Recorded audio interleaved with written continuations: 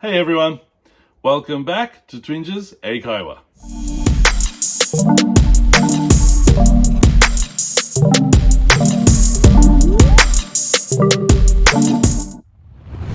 皆さんこんにちは。Twinges 英会話です。Welcome back。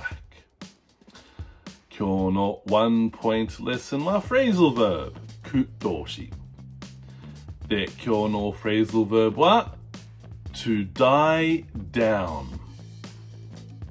To die down means to calm down or become less strong.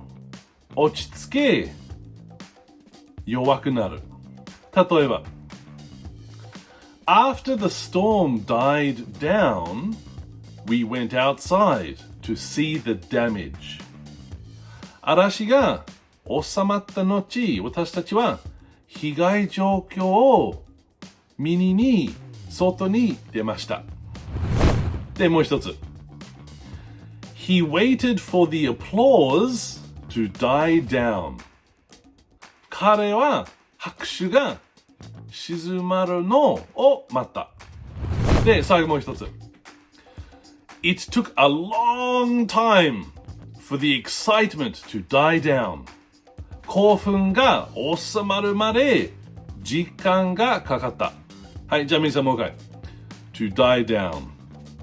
To calm down or to become less strong. 落ち着く、弱くなる。はい、皆さん勉強しましたか？はい、よかった。それで質問ならば、大変ならば、みんな下コメントお願いします。で、皆さん、いつも見る本当にありがとう。Thank you for watching and see you in the next one. Bye bye.